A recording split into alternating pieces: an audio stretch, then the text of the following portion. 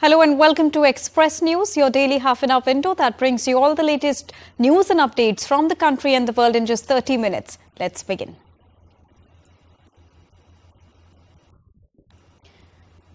India's Prime Minister Narendra Modi and Russian President Vladimir Putin held a telephonic conversation on Wednesday. Prime Minister Narendra Modi congratulated Vladimir Putin on his re-election as the President of Russia. Indian Prime Minister Narendra Modi had a telephonic conversation with Ukrainian President Vladimir Zelensky as well. The two leaders discussed ways on strengthening the India-Ukraine partnership. India's Prime Minister Narendra Modi attended the country's largest and first of its kind startup event called Startup Mahakumbh in New Delhi on Wednesday.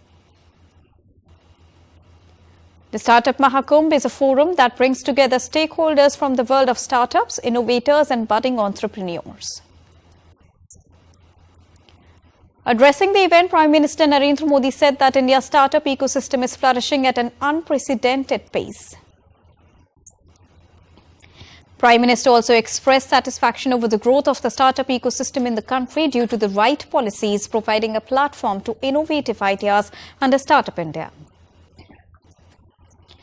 Prime Minister Narendra Modi visited an exhibition at Startup Mahakumbh at Bharat Mandapam. The event, designed to foster innovation and entrepreneurship across India, witnessed an unparalleled level of participation from leading investors, innovators and aspiring entrepreneurs.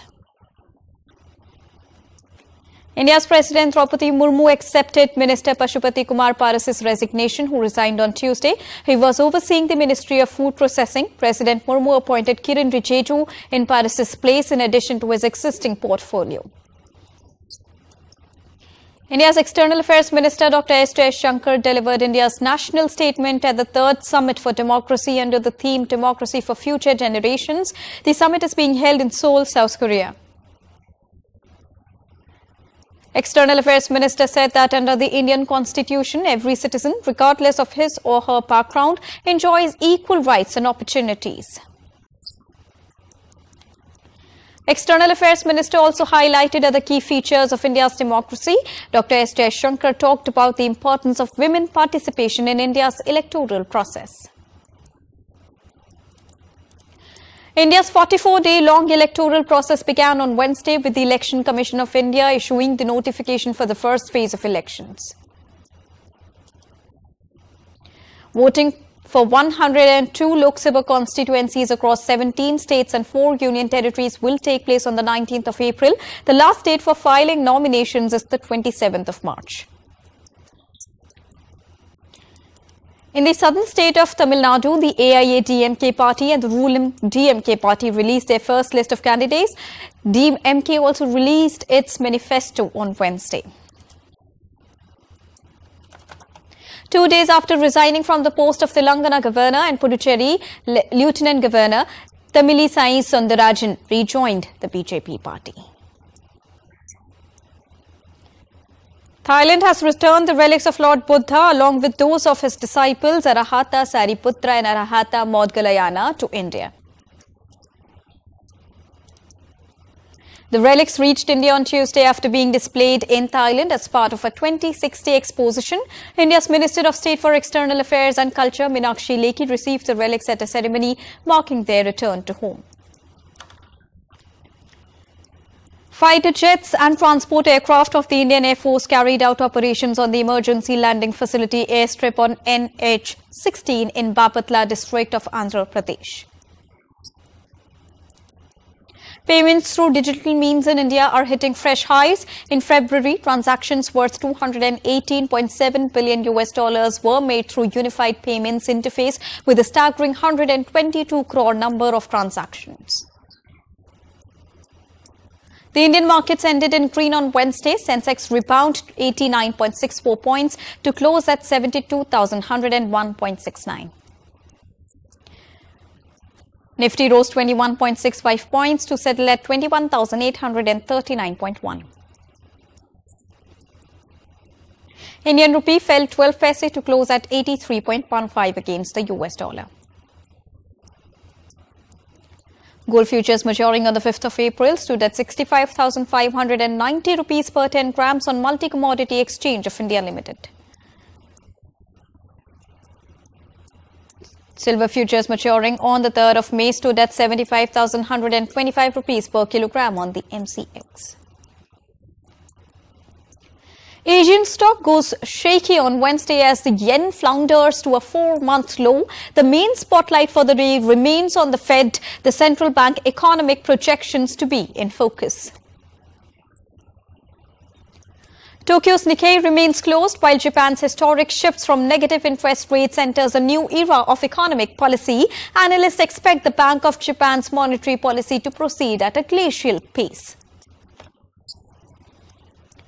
Index of Asia Pacific shares outside Japan shows China's blue chips slipped by 0.2%, whereas Hong Kong's Hang Seng Index witnessed a shrink of 0.5%. Oil prices edged lower on Wednesday after hitting multi-month highs in the previous session as investors braced for the U.S. Federal Reserve's interest rate policy announcement later in the day. British inflation slowed in February, keeping the Bank of England on track to start cutting interest rates in the months ahead. As per official data, consumer prices rose by 3.4% in annual terms after a 4% increase in January. U.S. Defense Secretary Lloyd Austin on Tuesday warned that Ukraine's survival was in danger and sought to convince allies that the United States was committed to supporting Kyiv in its conflict with Russia.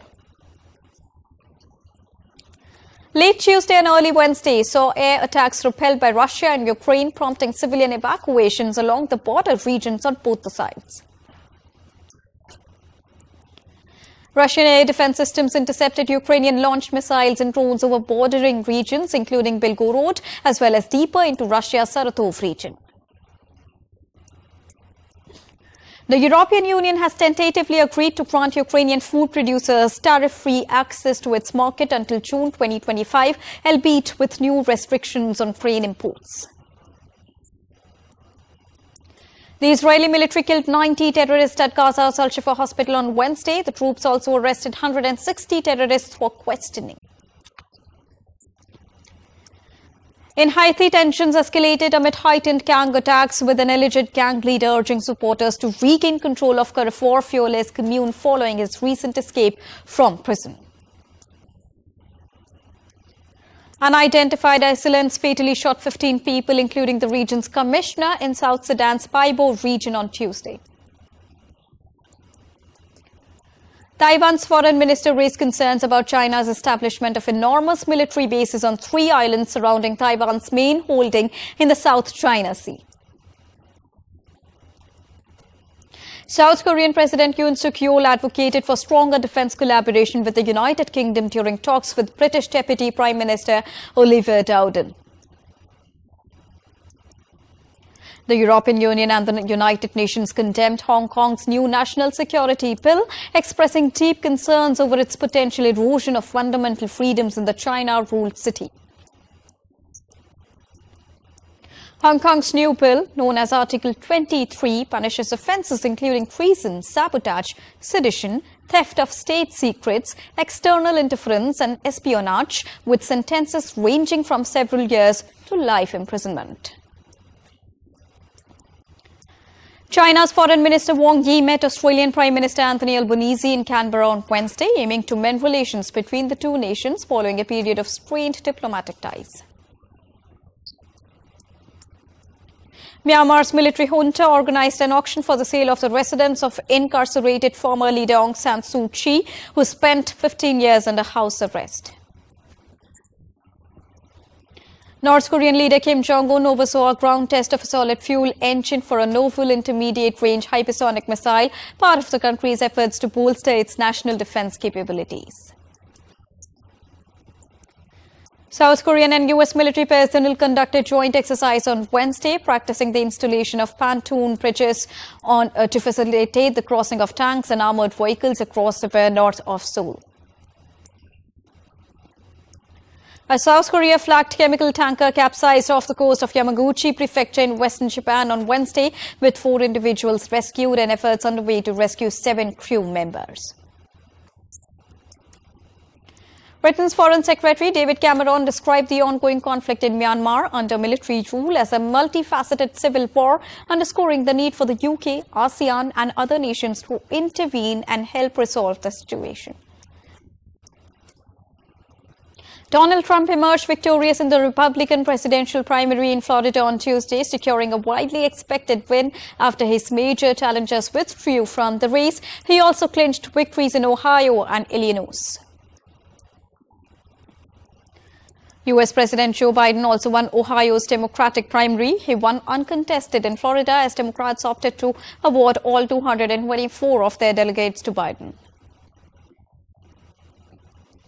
The U.S. Supreme Court granted permission to Texas to enforce stringent immigration laws, empowering the law enforcement to arrest and prosecute those suspected of illegally crossing the U.S.-Mexico border.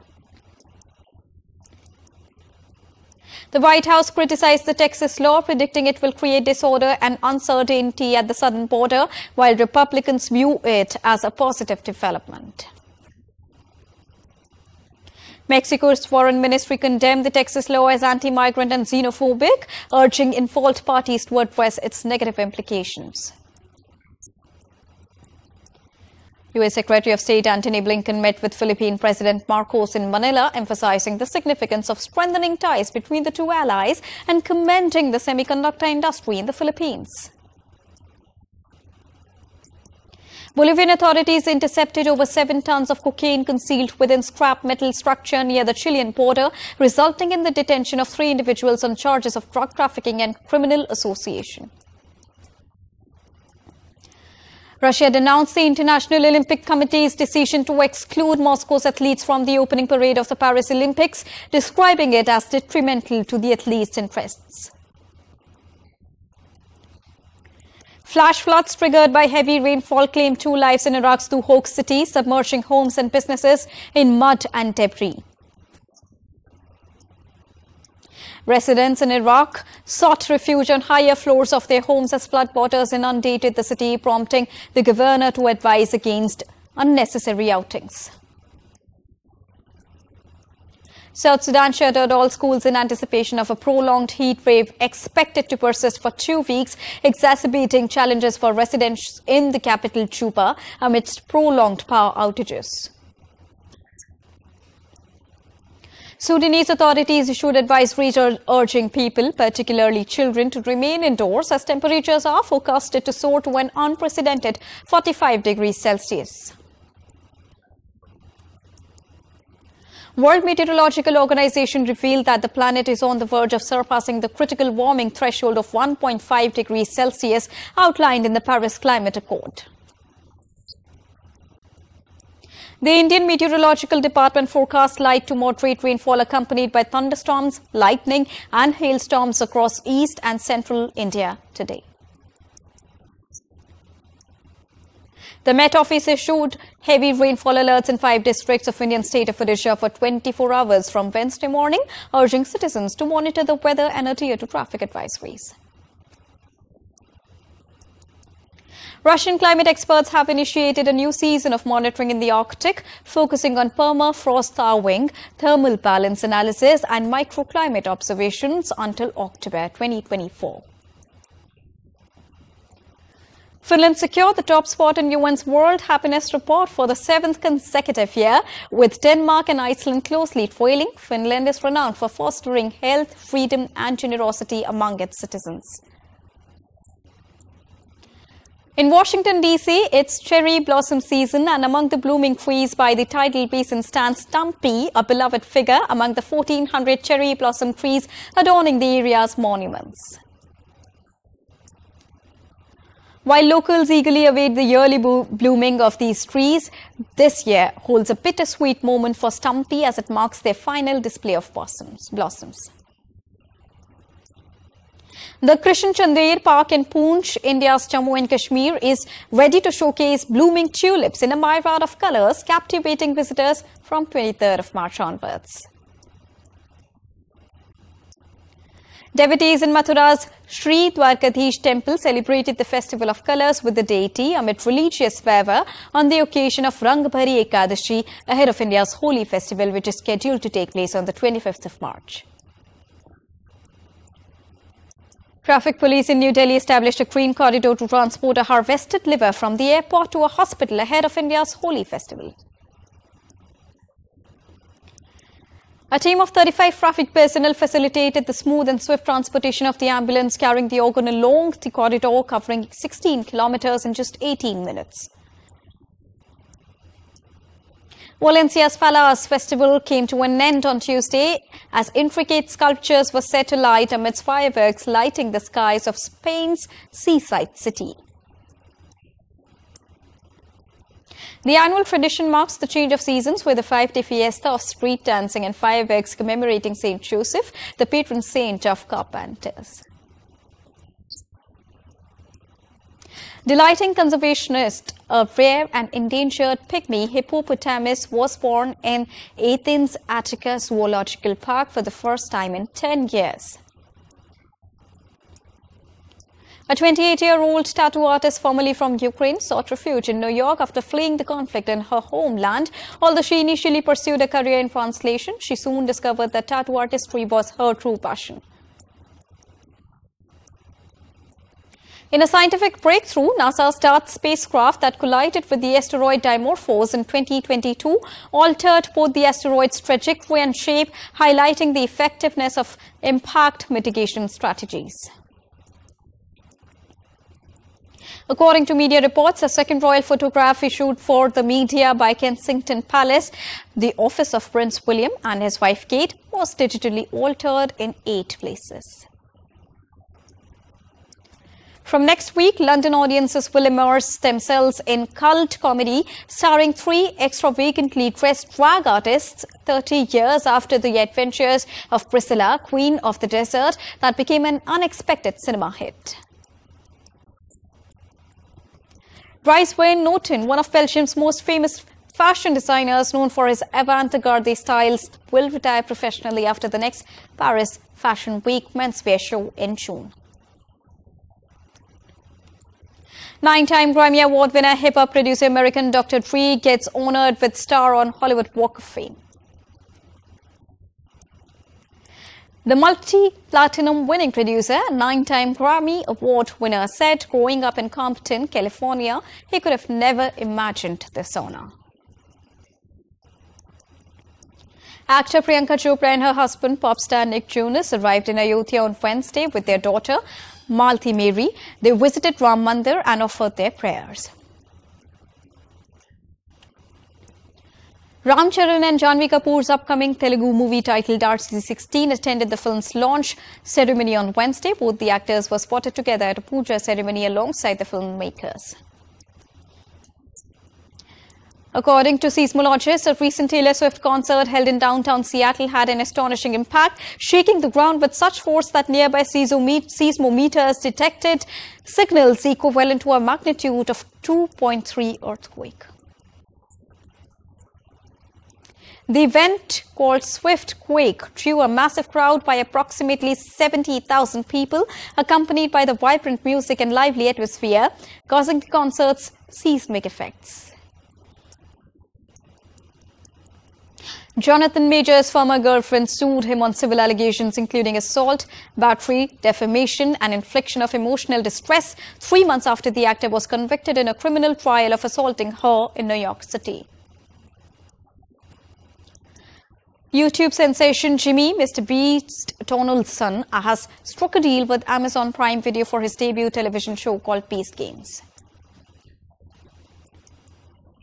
Actor Johnny Depp has reacted after his Blow co-star Lola Gluttony accused him of verbally abusing her on sets of their 2001 film. In a statement, Johnny's representative said that the actor always prioritizes good working relationship with cast and crew. Sophie Turner's legal team has requested a judge to reactivate her divorce case with ex-husband Joe Jonas, citing the end of an abatement period. Joe Jonas's representatives in response to the petition described the filing as a legal formality, stating that the couple continues to work towards an amicable solution in a statement.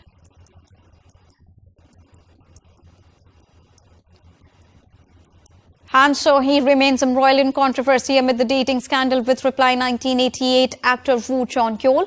On the 20th of March, Lotte's soju brand confirmed ending their partnership with Han So-hee. The Afghanistan Cricket Board expressed their disappointment over Cricket Australia's decision to postpone yet another bilateral series against Afghanistan and also reiterated its stance on neutral and politics-free cricket across the globe. Rishabh Pant will lead Delhi Capitals in the upcoming season of Indian Premier League, taking over from David Warner, who led them last season. Delhi Capitals will start their IPL season on Saturday against Punjab Kings. India's Sumit Nagal failed to make the main draw of Miami Open after losing his final qualifying round match to Hong Kong's Coleman Wong on Tuesday. India's Lakshya Sen on Tuesday jumped 5 places to reach world number 13 in the latest BWF World Rankings, following his impressive run at the All England Badminton Championship. In Women's Champions League first quarter-final round, first leg, record 8-time champion Lyon came from behind to beat Benfica by 2-1. In another quarter-final round, Chelsea eased past with a 3-0 victory at Ajax to close in on a second straight appearance in the last four of Europe's top competition. La Liga club Osasuna have denied that there were any racist chants from their fans during the 4-2 home defeat by Real Madrid last weekend against Brazilian forward Vinicius Jr. Organizers of 2030 Soccer World Cup, Morocco, Spain and Portugal, unveiled the logo for the tournament at an event in Portugal. Barcelona court ruled on Wednesday that Brazilian soccer player Dani Alves can be conditionally released from jail on a $1.08 million bail, despite having only served about a quarter of its sentence of 4.5 years for raping a woman in Barcelona nightclub. Well, a Russian former pro ice hockey player and boyfriend of tennis player Arina Sabalenka, Konstantin Kolstov, died in an apparent suicide on Tuesday.